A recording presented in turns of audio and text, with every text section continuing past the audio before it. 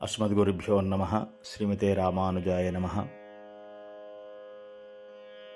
ఆపదామపహత్తారం దాతారం సర్వసంపదాం లోకాభిరామం శ్రీరామం భూయో భూయో నమామ్యహం.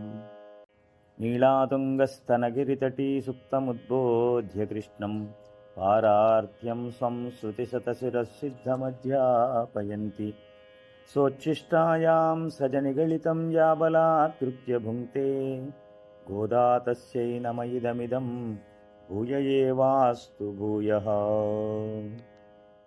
29వ పాసురము. ఒకసారి పాసురాన్ని అనుసంధానం చేసుకొని అర్థ వివరణ చేసుకుందాం. షిత్తుం సిరుఖాలే వందున్నై సేవిత్తు ఉన్ పొత్తామరయ్యడియే పోత్తుం పొరులు కేళాయ్ பெத்தமேயத்தொன்னும் குலத்தில் பிறந்த நீ குத்தேவலெங்களை கொள்ளாமல் போகாது இத்தை பறை கொள்வான் அன்றுகான் கோவிந்தா எத்தைக்கும் ஏழேழு பிறவிக்கும் உந்தன்னோடுத்தோமேயாவோம் உனக்கே நாமாட்செய்வோம் மத்தைனங்காமங்கள் மாத்து ఏలోరెంబావాయ్. 29వ పాసురము. గోపికలు ధనుర్మాస వ్రతము చేసి పరిపూర్ణ ఫల ఆవిష్కరణము ఈ పాసురంలో చేస్తారు. ఏ ఫలం ఆశించి వ్రతం చేస్తున్నారో. ప్రారంభంలో మార్గశిర మాసాన గోపికలు తమ పెద్దల అనుమతి మీద వర్షం కొరకై చేద్దామని అనుకున్న వ్రతం ఇది ధనుర్మాస వ్రతము, స్నాన వ్రతము. లోకంలో వర్షాలు పడాలి, పాడి పంటలు సమృద్ధిగా ఉండాలి, ప్రజలంతా క్షేమంగా ఉండాలి అని ప్రారంభించినటువంటి వ్రతము. ఆ వ్రతానికి కావలసినటువంటి ఏదో వాయిద్య పరికరాలు, భజన పరులు, ఒక గోష్ఠిగా నామ సంకీర్తనం చేసేటువంటి తెల్లవారుజామున నగర సంకీర్తనం అనేటువంటి ఒక సాంప్రదాయం, అది ఈ ప్రకృతికి ఉండే దోషాలను తొలగించి భగవద్ అనుగ్రహం కలిగిస్తుంది, ప్రకృతి పరవశించిపోతుంది, లోకం సుభిక్షంగా ఉంటుంది అని పెద్దలు నిర్ణయించినటువంటిది. అలా వీళ్ళంతా బయలుదేరి కృష్ణుని దగ్గరికి చేరుకొని వ్రత పరికరాలని ఇచ్చి మాతో వ్రతం చేయించి, మీకు ఉపయోగపడినాం కదా ఈ వ్రతానికి, మాకు కూడా కొన్ని అలంకారాలు, మంచి పరమాన్న భోజనం పెట్టించమని అడిగారు. కానీ అది పైకి కనిపిస్తున్నటువంటి అలంకారాలు, వస్త్రములు, భోజనమే కాదు, దాని వెనకాల ఒక అంతరార్థం ఉన్నది. అదేమిటో తెలుసుకోవాలనుకుంటున్నాడు కృష్ణ పరమాత్మ. స్నానము అని అన్నప్పుడల్లా భగవంతుణ్ణి పొందుట, భగవత్ ప్రాప్తి అని మనం అర్థం చేసుకోవాలి. పర అనేటువంటి శబ్దం వచ్చినప్పుడు, పరై అనేటువంటి పాసురములలో అక్కడక్కడ పరై అనే శబ్దం వస్తుంది. పరై కొరకే వస్తున్నాం, పరై తరుధయాగుల్, పరై ఇచ్చి అని చెప్తున్నారు. ఈ పరై అనే శబ్దము చోట భగవంతునికి సేవ చేయుట అని మనం అర్థం చేసుకోవాలి. భగవత్ కైంకర్యమే పరై, అదే పరమ పురుషార్థం. ఇంతవరకు మాట్లాడారు. పరమాత్మతో సంబంధము పొందే కంటే ముందు భాగవతోత్తములైన భగవద్బంధువులందరితో సంబంధం ఏర్పరచుకోవాలంటే వారితో కలిసి జీవనం చేయుట. అలా జీవించడం వల్ల మనలో ఉండేటువంటి శమ, దమాది ఆత్మగుణాలు కలుగుతాయి. మనలో ఉండేటువంటి అసహనం, ఎదుటివారిని పై అహంకరించుట, కామక్రోధాదులు, ఇవి మెల్లమెల్లగా సమసిపోతాయి. ఇది భాగవతోత్తములైన భగవద్బంధువులతో, భక్తులతో కలిసి ఉన్నప్పుడే సాధ్యం. శమము, దమము అనేటువంటి లక్షణాలు అంటే సహనము వస్తుంది, నిగ్రహించుకునుట వస్తుంది. ఇలాంటి స్థితిలో ఒక మంచి సదాచార్యుణ్ణి ఆశ్రయించాలి. ఆచార్యుని ద్వారా ఈ ఆత్మకు ఉజ్జీవనకారకమైనటువంటి మంత్రోపదేశాన్ని పొందాలి. అది వైదికంగా ఉండాలి. వైదిక ధర్మము చెప్పినట్టు విధంగా ఆచార్యుని ద్వారా మంత్రోపదేశాన్ని పొంది ఆ మంత్రం యొక్క అర్థాన్ని తెలుసుకొని ఆ మంత్రాన్ని అధిష్టాన దేవత అయినటువంటి భగవానుణ్ణి శరణాగతి రూపంగా ఆశ్రయించి ఆత్మకు భగవంతునితో సంబంధము కలిపేటువంటి అమ్మవారి యొక్క పురుషకారము అంటే ఆమె యొక్క అనుగ్రహం కూడా ఉండాలి. పరమాత్మతో ఈ ఆత్మ చేరి ఉండడానికి అమ్మవారు ఎలాగైతే భగవంతుడిని ఆశ్రయించి ఉంటున్నదో, ఆయనకు దేవేరిగా ఉంటూ ఆయనకు సకల విధ ఉపచారాలు చేస్తున్నదో, ఆ అమ్మ మనకు కూడా ఆ మార్గదర్శనం చేసి స్వామితో మనకు ఆ అనుబంధము ఆ అనురాగం కలిగేటట్టుగా, ఆ బంధం ఏర్పడేటట్టుగా అమ్మయే మనకు ఉపకారభూతురాలుగా ఉండాలి. అందుచేత అమ్మవారిని ఆశ్రయించాలి. అమ్మవారిని ఆశ్రయించి స్వామియే సర్వమని గుర్తించాలి. కనుక అమ్మవారే గొప్పది అని భావన చెంది మన అభిప్రాయంతో అక్కడే ఆగిపోతే అది పెద్దగా ఫలించదు. అమ్మవారిని ఆశ్రయించుట తప్పనిసరి. అమ్మవారి ద్వారా భగవంతుని యొక్క గుణవైభవాన్ని కీర్తించుట ఈ ఆత్మకున్నటువంటి గొప్ప సార్థకత అని తెలుసుకోవాలి. ఇవన్నీ మనకు 28వ పాసురం వరకు తెలియజేసింది. మొదటి పాసురంలో నారాయణనే నమక్కే పరైతరవాన్, నారాయణుడే మనకు ఫలమిచ్చేవాడు, ఆ ఫలము నారాయణున్నే సేవ చేయుట అనేటువంటి విషయాన్ని మనకు అందజేశారు. అటువంటి ఫలము పొందడానికి సిద్ధపడినటువంటి సమయంలో ఇప్పుడు ఉపాయం చెప్పాలి. ఉపాయం, ఫలం పొందేటప్పుడు ఏ ఉపాయంతో ఫలాన్ని పొందవచ్చును? కర్మజ్ఞాన భక్తి వైరాగ్యాలు ఏమైనా మన వద్ద ఉన్నాయా అని అంటే మన దగ్గర ఏవీ లేవని 28వ పాసురములో పుణ్యం యాముడయ్యోం, స్వామి కృష్ణ నీవే మా పుణ్యము, పుణ్యస్వరూపుడు నీవే నిన్ను పట్టుకోవట వల్లనే మేము సకలమైన పనులు చేసినట్టుగా సకల జ్ఞానము సంపాదించి భక్తి సంపాదించినటువంటి వాళ్ళం అవుతున్నామే, కానీ మేము చేసినటువంటి ప్రయత్నము చేత ఇవి మాకు సిద్ధించవు. మిమ్మల్ని ఆశ్రయించడం వల్ల అవి సిద్ధించబడుతున్నాయి. సాధ్యభక్తి కన్నా సిద్ధభక్తి, సాధ్యోపాయము కన్నా సిద్ధోపాయము ఎంతో ఫలప్రదము అని మనకు పూర్వాచార్యులు చెబుతున్నారు. సాధ్య ఉపాయం అంటే మనము ప్రయత్నం చేసి భగవంతుడిని పొందుట. దానికి ఎంతో శ్రమపడి, ఎంతో తపస్సు, జప, దాన, ధ్యాన ఎన్నో చేయాల్సి ఉంటుంది. నిగ్రహము, ఇంద్రియ నిగ్రహం చేసుకోవట, ఇదంతా సాధ్యమయ్యే పనిగా మనకు కనిపించట్లేదు. మనం అల్పులం కదా, సాంసారిక జీవనంలో ఉన్నవాళ్ళం. కనుక పరమాత్మను ఆశ్రయిస్తే సర్వధర్మాన్ పరిత్యజ్య మాం ఏకం శరణం వ్రజ అహంత్వా సర్వపాపేభ్యో మోక్షయిష్యామి. నీకు ఈ లోకంలో కావలసినవి ఏవో చాలా అల్పమైన కోరికలున్నా వాటిని కూడా తీరుస్తానయా. ఎప్పుడు? నీ పాపములన్నీ తొలగించుకున్నప్పుడు. నీ పాపములు తొలగాలంటే నువ్వు అనుభవిస్తే పోతున్నాయి, లేదా నన్ను ఆశ్రయిస్తే పోతున్నాయి. నన్ను శరణాగతి చేస్తే నీ పాపములన్నీ నేను తొలగిస్తున్నాను అని మనకు సదోపదేశం చేసినటువంటి కృష్ణ పరమాత్మ దాన్ని ఉపాయంగా తీసుకొని భగవంతుణ్ణి ఆశ్రయించాలి. నువ్వే పుణ్యము, నీవు పుణ్యస్వరూపుడమైన నీ వల్లనే మాకు ఈ ఫలము, ఉపాయం తప్ప వేరే మరొక్కటి దిక్కులేదు అని స్వామి సన్నిధానంలో విజ్ఞాపనం చేశారు. 3 విషయాలు పరమాత్మ విషయంలో మనము దృఢ సంకల్పంతో ఉండాలి. ఒకటి అనన్య భోగ్యత్వము, అనన్య ఉపాయత్వము, అనన్య అర్హత్వం అనునవి. భగవానుడే తప్ప ఇతర విషయములను అనుభవింపవలనను కోరిక లేకుండుట. భగవంతునితో కలిసి కోరిక నెరవేర్చుకోవడమే తప్ప ఆయన లేకుండా ఏ అనుభవమైనా అది మనకు శ్రేయోదాయకం కాదని మొట్టమొదటిది.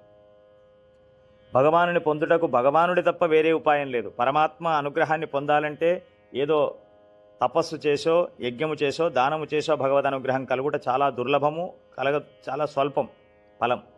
కానీ పరమాత్మని ఆశ్రయించి పరమాత్మను పరిపూర్ణంగా ప్రేమిస్తే ఆ ఫలం మనకు లభిస్తున్నది. ఉపాయమని నమ్ముట. భగవానునికే తప్ప వేరొకనికి తాను ఏ విధముగా చెందినవాడను కాను. ఈ లోకంలో ఎవరో మనకు కాస్త సహాయం చేస్తే నా జీవితానికి వీరే ఆధారమని, నా జీవితంలో వీరే గొప్పవారిని, వీరు తప్ప నాకు వేరే లేదని అంటూ ఉంటాం. అంతేకాకుండా ఇతర దేవతలను కూడా ఆశ్రయిస్తూ ఉంటాం. ఇవి రెండు అంటే ఆశ్రయించడం అంటే ఆరాధించడం వద్దని కాదు. అన్ని దేవతలను వారి వారి యోగ్యతకు తగినట్టుగా మనము గౌరవించాలి. కానీ ఆత్మ విషయం వచ్చినప్పుడు ఆత్మకు మాత్రము పరమాత్మ శ్రీమన్నారాయణుడే సొత్తుగా కలిగినవాడు. ఇది ఉపనిషత్తు, వేదం చెబుతున్నది. మనం వేదానికి విరుద్ధంగా నడిస్తే ఆ దేవత కూడా మనకు సహాయం చేయదు.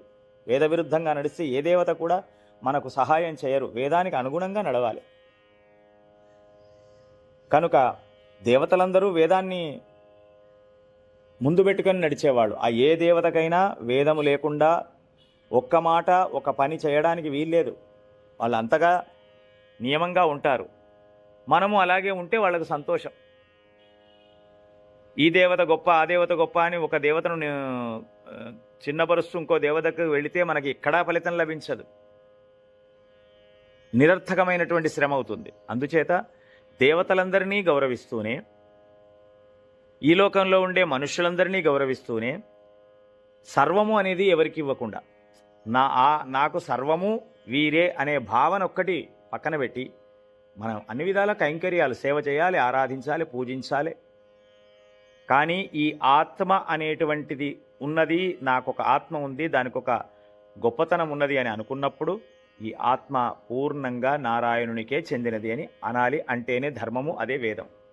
అందుచేత అనన్య అర్హత్వం, ఇంకెవరికి ఈ ఆత్మను ముట్టుకునే అర్హత లేదు, భగవంతునికి ఒక్కనికే.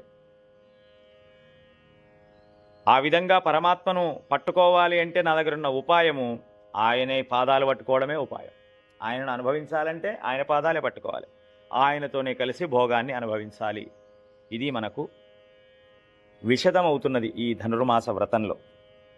దీంతో ఆత్మలు ఏమవుతున్నాయి, ఈ భావనతో ఎప్పుడైతే ఇలా చేస్తే పరిశుద్ధులం మేము తూయోమాయి వందోం 5వ పాసురంలో చెప్పినట్టుగా మేము పరిశుద్ధులమై వచ్చాము అని అంటున్నారు. పరిశుద్ధత ఇది మాత్రమే. పరిశుద్ధత ఈ ఆత్మ నారాయణునికి చెందినది. ఆయనకు తప్ప వేరే ఎక్కడా భోగములు ఆయనతో కలిసి కాకుండా ఇంకొక విధంగా అనుభవించలేను. ఆయననే ఉపాయంగా పట్టుకుంటాను, ఆయనకే ఇది చెందుగాక అని. ఇది శుద్ధం. పరిశుద్ధము అనే శబ్దానికి అర్థము ఇంత పరిశుద్ధంగా ఉండాలి ఆత్మ. అప్పుడు భగవానుడు అది నా సొత్తని పట్టుకుంటాడు, ఉద్ధరింపచేస్తాడు. అలా దోషములు లేకుండా ఫలశుద్ధి పొందితే దాని యొక్క ఫలము అమితంగా అనంతంగా ఉంటున్నది. మీరు నోము చేయిస్తారని అన్నారు కనుక మీ దగ్గరికి వచ్చాం కానీ, పర అడిగాం కానీ, పర వాయిద్యం అడిగాము, నోము పరికరాలు అడిగాం కానీ మాకు దాని మీద అపేక్ష లేదు. మాకేం లేదు కృష్ణ, మీరు చేస్తారంటే ఏదో గోపవృద్ధులు మనల్ని కలిపారు, దూరంగా చేసినటువంటి ఆ గొల్లవారంతా గొప్ప పెద్దవారంతా దూరంగా చేసిన మనల్ని కలిపారు కనుక ఉపకార స్మృతితో ఈ వ్రతం చేద్దామని మీరంటే మీకు సహకరించుదామనే వచ్చామే కానీ ఈ వ్రతంతో మాకే ఫలము అవసరం లేదు, ఈ వ్రతం మాకు సంబంధించినదే కాదు. అప్పుడు కృష్ణ పరమాత్మ అడుగుతున్నాడు, మరి ఏమిటి, మీకు ఏం ఫలం కావాలి? ఇంతకాలం గోదాదేవి ఏమంటున్నది, వ్రతమని, వ్రతానికి ఉపకరణంగా పర కావాలని తమ ఆశయం ఆవిష్కరించుచు భగవానుని ముందర ఈ పర కాదనియు అని చెప్తున్నారు. ఈ పాసురంలో అసలు విషయాన్ని తెలియజేస్తున్నారు. చిత్తం సిరుకాలే, కృష్ణ వినండి, మా మొర ఆలకించండి. చిత్తం సిరుకాలే, తెల్లవారకుండగానే, తెల్లవారుజామునే, చలికాలం ఎంతో హాయిగా నిద్ర ముసుగుబెట్టి నిద్రపోవలసినటువంటి సమయంలో మమ్ము మేము మేల్కొని నీ మీద ప్రేమ చేత చిత్తం సిరుహాలే, బాగా తెల్లవారకుండగానే వందు వచ్చామయ్యా. ఎందుకొరకు? సేవిత్తు ఉందన్నై సేవిత్తు, మిమ్మల్ని సేవ చేయించడానికి, కైంకర్యం చేయడానికి, మిమ్మల్ని సేవించి మీ దివ్య గుణగానాన్ని కీర్తించి మీ సౌందర్యాన్ని దర్శించి మిమ్మల్ని మేల్కొలిపి ఏదో 4 పాటలు పాడి ఈ విధమైన కైంకర్యం చేయడానికి వచ్చాము.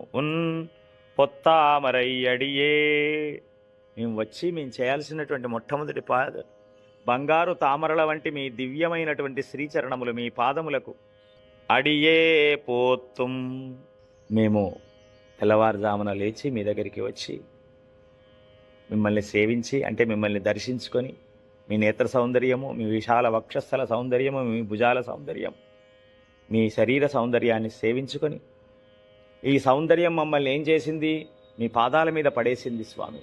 ఆ పాదాలకు మంగళం పాడాలి. అవి ఎలాంటి పాదాలు? బంగారు తామరలను పోలిన పాదములు.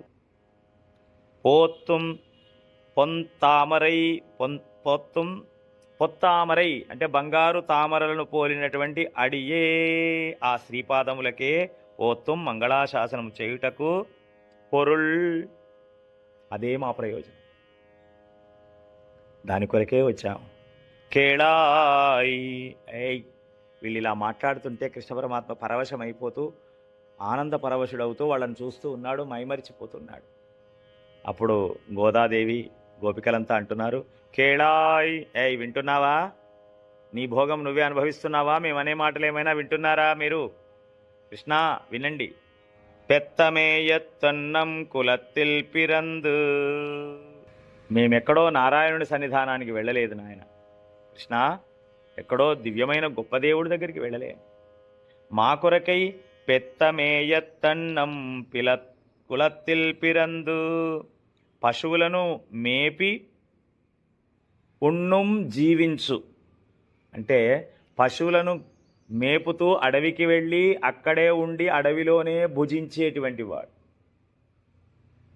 దానికి ఏం పెద్ద ఆచార ప్రధానాలు ఏమి లేవు. పశువులను గాచుటే ఒక హీనకృత్యము అని అంటారు లోకంలో. అంతవరకు దిగివచ్చి మాలో ఒకడిగా, ఒక గొల్ల వంశములో పశువులను గాచేవాడిగా వచ్చి మాతో కలిసి భుజించి, ఏమిటో ఆచారం తెలుసా మాకు? కుడి చేత ఎడమ చెయ్యి అనేటువంటి విషయాలు ఏమి లేవు, ఆచార అనాచారాలు లేవు. ఏది దొరికితే అది, ఏది ఆకలికి ఏది లభిస్తే అది తినేటువంటి వాళ్ళం. అలాంటిది నువ్వు కూడా అందులోనే భుజించి జీవిస్తున్నావు. అంటే భుజించడానికే జీవిస్తున్నట్టుగా ఉంటుంది ఈ జీవనం. కులత్తిల్ ఈ పశువులు గాచేటువంటి గోపవంశం ఉందే, పిరందు అవతరించిన నీకుత్తేవల్, ఎక్కడో వేదములు చెబుతున్నాయి, వేదగుహలలో ఉపనిషత్తు మంత్రములలో ఉపనిషద్ అర్థములలో దాగి ఉన్న పరబ్రహ్మ తత్వము నేడు మాతో కలిసి పశువులు కాస్తూ ఏదో భుజించడానికే పుట్టామా అన్నట్టుగా ఉన్నటువంటి గోపవంశములో మీరు కూడా చేరి మాతో పాటు సమానమైన స్థితిని పొంది ఎందుకు చేశావు ఇవి? కేవలం మా మీద ఉన్నటువంటి దయా వాత్సల్యాలు. ఇంతకన్నా నీకేమైనా లభిస్తున్నదా? ఇందులో ఏమైనా నీకు ప్రయోజనం ఉందా? అటువంటి దయామూర్తివి, దీనవత్సలుడవు, ఆశ్రిత వాత్సల్య వ్యామోహపూర్ణుడవైన ఓ కృష్ణ, నీవు అవతరించినటువంటి ఈ గోపవంశంలో అలాంటి నీకు కైంకర్యం చేస్తే గాని మాకు ఈ జన్మకు నిష్కృతి లేదు. నీలాంటి పరమ సౌలభ్యమూర్తి దొరుకుతారా మాకు? మా మీద ప్రేమ కలిగి కేవలం ఏ విధమైన ఆశ లేనిటువంటి ఒక గొప్పనైనటువంటి అర్చామూర్తి, ఒక పూజనీయమైనటువంటి తత్వం మాకు లభిస్తుందా? ఇది మేము గుర్తించవద్దా? ఈ జన్మకు మేము తెలుసుకున్నాం. నీ యొక్క విశేషమైనటువంటి శక్తులన్నింటినీ దాచిపెట్టుకొని కేవలం మా పట్ల ఉన్నటువంటి దయాహృదయం, వాత్సల్య హృదయాన్ని ముందు పెట్టుకొని ఇంత దిగివచ్చావు కదా, నిన్ను సేవించకుండా ఉండటం మాకు భావ్యమా? నీ కుత్తేవల్ ఎంగళై కొళ్ళామల్ పోగాదు. ఇప్పుడు చెప్తున్నాం కృష్ణ, నీకు ఆంతరంగిక కైంకర్యములన్నీ మేము చేయాలనుకుంటున్నావు, నువ్వు స్వీకరించక ఉండకూడదు, అంటే నువ్వు వద్దనకూడదు. ఆంతరంగిక కైంకర్యాలన్నీ చేస్తాం. ఆంతరంగిక కైంకర్యములు నీకు తాంబూలము సేవింప చేయుట.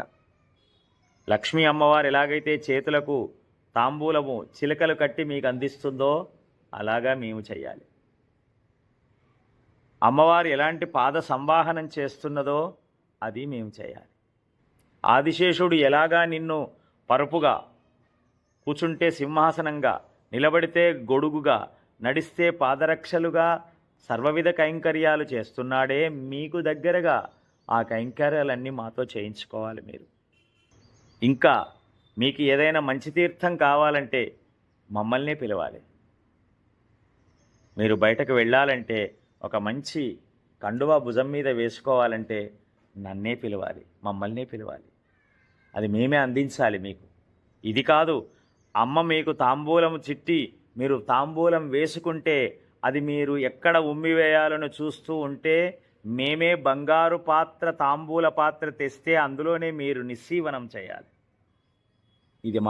ఇది ఎల్లవేళలా చేయాలి మేము మీకు. ఇలాంటి కైంకర్యాన్ని మీరు మా నుంచి పొందాలి. గోవిందా.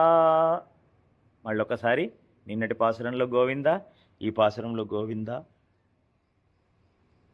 గోవిందనామ శబ్దము పరమాత్మ కష్టపడి సంపాదించుకున్నది కనుక నారాయణ, దామోదర, క్షీరాబ్దిశాయి అని పిలుస్తుంటే స్వామికి అయ్యయ్యో వీళ్ళు నన్ను ఎక్కడో దూరం చేస్తున్నారు, దూరం వాడిగా చూస్తున్నారు,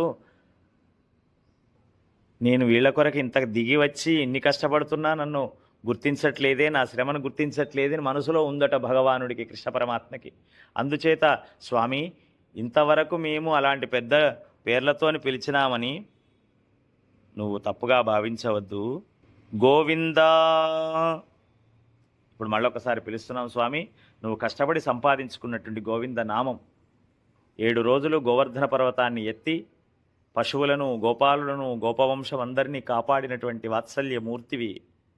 కేవలం మా మీద వాత్సల్యంతో కదా ఇది చేశావు కృష్ణ. అందుచేత మిమ్మల్ని ఆ గోవర్ధన పర్వతాన్ని ఎత్తిన నీ యొక్క భుజబల పరాక్రమము, నీ వాత్సల్య గుణాన్ని చూసి తన గర్వము అణగి ఇంద్రుడు వచ్చి మిమ్మల్ని తన కామధేనువు యొక్క తీర్థము చేత పాదాలు కడిగి గోవిందనామ పట్టాభిషేకం చేశాడే, అది మీరు కష్టపడి సంపాదించుకున్న పేరు కదా. అందుచేత గోవిందా. ఇంద్రు పరై ఏళేలు పిరవిక్కుం. గోవిందా ఎత్తైక్కుం ఏళేలుం పిరవిక్కుం. ఎత్తైక్కుం ఇక మేము ఇప్పుడు ఆవిష్కారం చేస్తున్నాం స్వామి, మా మనసులో ఉన్న విషయం చెబుతున్నాము. ఎత్తైక్కుం ఎప్పటికంటే నువ్వున్నంత కాలము, మా ఆత్మ ఉన్నంత కాలం, ఎల్లవేళలా సర్వదేశ సర్వకాల సర్వావస్థల యందును ఎప్పటికీ. ఏళేలు పిరవిక్కుం. ఈ జన్మే కాదు, 7 జన్మలు, ఎన్నెన్ని జన్మలైనా, 7 14 జన్మలు, 7 అనేకమైన జన్మలు, ఎన్ని జన్మలైనా సరే ఏళేలు పిరవిక్కుం ఉందన్నోడుతో మేయావోం. ఈ ఆంతరంగిక కైంకర్యం అనేది ఉందే, ఎన్నెన్ని జన్మలెత్తినా నీతో కలిసి విడదీయరాని బంధాన్ని కలిగి ఉండేటట్టుగా చేసి మా ఆంతరంగిక మీకు కావలసిన అతి ఆంతరంగిక కైంకర్యాలన్నీ మాతోనే మీరు స్వీకరించాలి. ఉనక్కే నామార్చైవోం. మీకు కైంకర్యము సేవ చేసి మా దాస్యత్వాన్ని నిలబెట్టుకోవాలి. మేము దాసులం, సేవికలం, సేవకులం, నీ దాసీలం. నిన్ను సేవించుటయే ఈ ఆత్మలకు గౌరవం. అది కోరుకుంటున్నాం. ఆల్ చైవోం, దాస్యం చేయాలని కోరుకుంటున్నాము. మత్తైనం కామంగల్ నం కామంగల్. మా యొక్క ఇతరమగు వాంఛలను, ఇది కాకుండా ఇంకా ఏవైనా మాకు కోరికలుంటే వాటన్నింటినీ నువ్వే తొలగింప చెయ్యాలి. నీ యొక్క సంకల్పము చేత మాలో ఉండే అహంకార మమకారాదులు అరిషడ్ వర్గములన్నీ నశించేటట్టు చేయవలసిన బాధ్యత మీది. మమ్మల్ని సరిదిద్దుకొని మీ కైంకర్యంలో ఉండేటట్టు చేసి మీకు దాస్యము చేసేటట్టు, అది ఒక జన్మ కాదు అనేక జన్మలు కూడా నీ సేవకే అంకితమయ్యేటట్టుగా మీరే మమ్మల్ని తీర్చిదిద్దుకొని మీ బంధమును శాశ్వతం చేసి మీతోనే ఉంచుకోవాలి. ఇదే మాకు ధనుర్మాస వ్రతము ద్వారా ఫలితం కలగాలి. దివివా భువివా మవాస్తు వాసో నరకే వా నరకాంతక ప్రకామం అవదీరిత శారదార విందౌ చరణౌ తే మరణేపి చింతయామి. కులశేఖర ఆళ్వార్లు అంటున్నాడు, స్వామి దివివా, మీరు ఈ జన్మే కాదు ఏదో స్వర్గంలో ఉండాలంటే స్వర్గంలో కూడా మాకు మీ సేవ చేసేటట్టు భాగ్యం కలిగించాలి.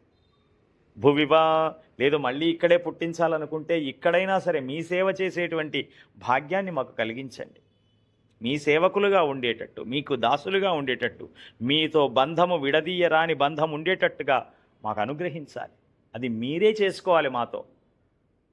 మమ్మల్ని మీరే ఉపయోగించుకోవాలి. మాకు ఏ విధమైన ఇతరమైన వాంఛలు రాకుండా తొలగించవలసిన బాధ్యత మీది. నరకేవా, లేదు ఇంకా మా మీద కోపం ఉంది, నరకంలో ఉంచుతా, నరకములో ఉన్నా కూడా నీ పాదాలను విడవకుండా ఉండేటట్టు జన్మనివ్వు.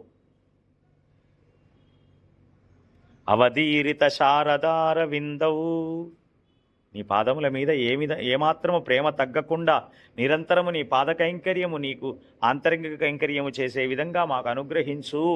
మరణీపి చింతయామి, నేను ప్రాణం పోయేంత వరకు దీన్నే మనసులో ధ్యానిస్తూ ఉన్నాను, నాకు ఇంకొకటి కోరను అంటున్నాడు కులశేఖరుడు. అది ఈ ఆత్మలకు, ఈ గోపికలకు ఇవాళ సిద్ధిస్తున్నది. స్వామి ముందర విజ్ఞాపనం చేస్తున్నారు.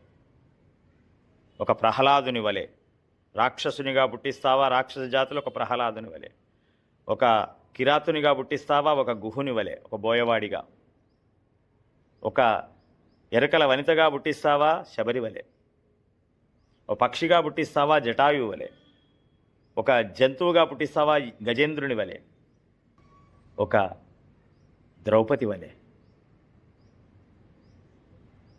ఇలా ఏ జన్మ ఎత్తినా మీరు ఆ జన్మలో మాకు అలాంటి నీ పాదార విందముల యందు సేవగలిగిన జన్మను ఇవ్వు స్వామి, ఇది మీరే చెయ్యాలి, మేము మీ సేవలో తరించాలి. ఇది మిమ్మల్ని ప్రార్థిస్తున్న ఈ ధనుర్మాస వ్రతానికి నిజమైన ఫలం కృప చేయండి అని కృష్ణుడితో తమ హృదయ ఆవిష్కారము చేసి భగవానుని పాదముల చెంత పుష్పముల వలె కూర్చున్నారు గోపికలంతా.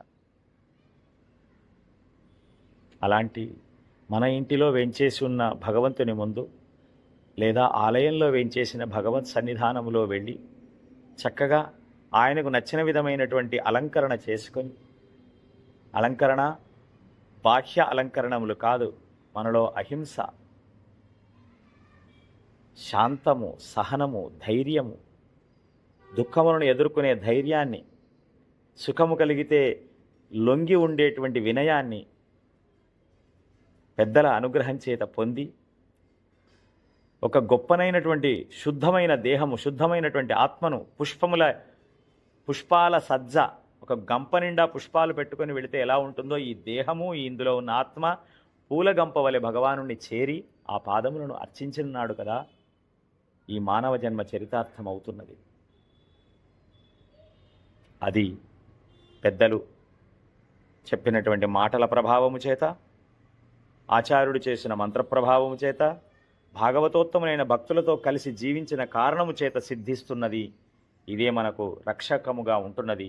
భగవానుణ్ణి మనకు అందించి ఆయనను సేవ చేసి తరించేటువంటి ఒక గొప్ప అవకాశాన్ని కలిగిస్తున్న గోదాదేవి చేసిన ధనుర్మాస వ్రతానికి, ఆ గోదమ్మ వారి దివ్య పాదాలకు, తల్లి యొక్క పాదాలు ఆశ్రయించుట, భగవంతుణ్ణి పొందుట కనుక భూమాత స్వరూపమైనటువంటి గోదాదేవి దివ్య శ్రీచరణాలకు అనేకానేక దాసోహాలు సమర్పిస్తూ, అమ్మా నీ యొక్క అనుగ్రహము చేత, నీవు చేసిన కృషి చేత మాలో అనేకమైన దుర్గుణాలన్నీ నశించిపోతున్నాయి.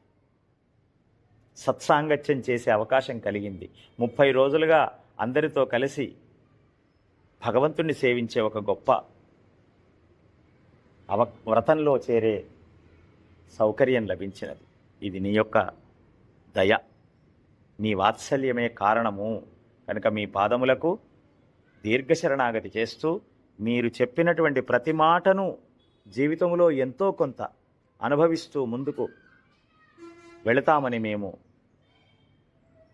మీ ముందు తలవంచి విజ్ఞాపనం చేస్తున్నాం. ఆండాళ్ తల్లి, ఈ ధనుర్మాసం మాకొక గొప్ప అవకాశం. సుఖం అంటే ఏమిటో, ధర్మం అంటే ఏమిటో, ఆనందం అంటే ఏమిటో తెలిసిపోయింది. ఆత్మను ఉద్ధరించుకోవడమే సుఖం. ఆత్మకు తగు విధమైనటువంటి జ్ఞానాన్ని అందించి భాగవత కైంకర్యం, ఆచార్య కైంకర్యం చేయుటయే నిజమైనటువంటి భోగమని తెలిసిపోయింది. దీన్ని సాధ్యమైనంత వరకు తీసుకొని ముందుకు వెళుతూ లౌకిక విషయాలలో కూడా సరిగ్గా నిబద్ధతగా భగవంతునికి లౌకికమైన అంటే సాంసారికమైన విషయాలు కూడా తెలివితో నడిపించుకొని, ఎదుర్కొని, దుఃఖము కలిగితే ఎదుర్కొని, సుఖము కలిగితే స్వీకరించి, దాన్ని వినయముతో స్వీకరించి, ఇది పరమాత్మ ఇచ్చినటువంటి ప్రసాదముగా సుఖదుఖాలను అనుభవించిన నాడు భగవంతునికి మన మీద వాత్సల్యం కలుగుతున్నది. దాంతో ఈ మానవ జన్మ చరితార్థమవుతుంది, జన్మ రాహిత్యం కలుగుతుంది. కృష్ణ నామస్మరణ చేతనే జన్మ రాహిత్యమని చెప్తుంది. ఏకోపి కృష్ణస్య కృత ప్రణామో దశాశ్వమేధ అవభృతేన తుల్య. దశాశ్వమేధి పునరేతి జన్మ కృష్ణ ప్రణామేన పునర్భవాయ. 10 అశ్వమేధ యాగములు చేసిన వాడికి కూడా సమానము ఒక్కసారి కృష్ణనామాన్ని ఉచ్చరిస్తే. అంతేకాదు 10 అశ్వమేధ యాగములు చేసిన వాడు అనేక భోగములు అనుభవించి స్వర్గాదులలో తిరిగి మళ్ళీ ఈ భూమి మీద అవతరించాలి, మళ్ళీ జన్మించాలి. కృష్ణునికి ప్రణామం చేసినటువంటి వాడికి నా పునర్భవాయ, ఈ జన్మములో సుఖభోగాలు అనుభవించుట, దీని తదనంతరం మళ్ళీ జన్మము లేకుండా భగవత్ సాయుధ్యాన్ని పొంది పరమాత్మతో సమానమైన స్వరూపాన్ని పొంది సకల భోగాలు అనుభవిస్తూ పరమాత్మను సేవిస్తూ ఉండేటువంటి దివ్య శ్రీవైకుంఠ ప్రాప్తి కలుగుతున్నది. ఈ లోకంలో మనం ఉన్నంతకాలం మన చుట్టూ వైకుంఠ ప్రాప్తి కలగడానికి కూడా అవకాశం కలిగిస్తున్నాడు భగవానుడు. ఇది గ్రహించుదాం, విశ్వసించుదాం, ఆచరించుదాం అని గోపికలందరికీ మనము దాసోహం సమర్పిస్తూ గోపికా స్వరూపమైన ఈ ఆత్మను ఉద్ధరించుకునే ప్రయత్నం చేద్దామని అమ్మవారి సన్నిధిలో విజ్ఞాపనం చేసుకుంటూ, ఆచార్యులకు అలాగే మనకు ఎన్నో విషయాలను అందించినటువంటి పూర్వాచార్యులకు, భక్తులకు, భాగవతోత్తములందరికీ వారి శ్రీచరణాలకు దాసోహం సమర్పిస్తూ, భక్తులకు కుల మత వర్గ వర్ణ లింగ భేదములు లేవు. అవి స్త్రీలు కావచ్చు, పురుషులు కావచ్చు, హీనజాతి వాడు కావచ్చు, గొప్పవాడు కావచ్చు, చదువుకున్నవాడు కావచ్చు, ఎవరైనా కావచ్చు. భక్తుడు భగవంతుణ్ణి ప్రేమించేవాడికి దివ్య శ్రీపాదాలకు నమస్కారము చేయుట మన కర్తవ్యం. అలాంటి మహనీయులందరికీ శిరస దండ ప్రణామం ఆచరిస్తూ ఇవాళ ఆవిష్కారం చేశారు. ఇది నిరంతరము ఇలాగే కొనసాగాలి అని స్వామిని ప్రార్థిస్తూ, రేపటి పాసురము 30వ పాసురము ఆండాళమ్మవారు తనకు గురువుగారైనటువంటి తన తండ్రి గారిని స్మరించుకొని, ఆచార్యుని స్మరించుకొని, పరమాత్మను ఒక్కసారి పరమాత్మ సౌందర్యాన్ని సేవించుకొని, ఋష్యాదులందరూ పొందినటువంటి ఫలాన్ని ఫలశ్రుతిగా మనకు చెబుతారు. కనుక 30వ పాసురంలో ఫలశ్రుతిని తెలుసుకుందాం. ఈ వ్రతం ఆచరించడం వలన ఏమేం ఫలం కలుగుతుందో మనం కోరుకునేది మాత్రం 29వ పాసురములో 7 పిరవిక్కుం 7 జన్మలు నీతో సంబంధము కలిగి ఉండి నీ ఆంతరంగిక కైంకర్యములు చేయుట. ఇది నిరంతరం స్మరించుకుంటూ ముందుకు సాగుదాం. ఆండాళ్ తిరువడిగళే శరణం మాదృశా కించన త్రాణబద్ధ కంకణపాణయే విష్ణుచిత్తతనూజాయై గోదాయై నిత్యమంగళం. శ్రీమచ్చై విష్ణుచిత్తార్య మనోనందన హేతవే నందనందన సుందర్యై గోదాయై నిత్యమంగళం. కర్కటే పూర్వ ఫల్గుణ్యాం తులసీ కారణోద్భవాం పాండ్యే విశ్వంభరాం గోదాం వందే శ్రీరంగనాయకీం. జై శ్రీమన్నారాయణ.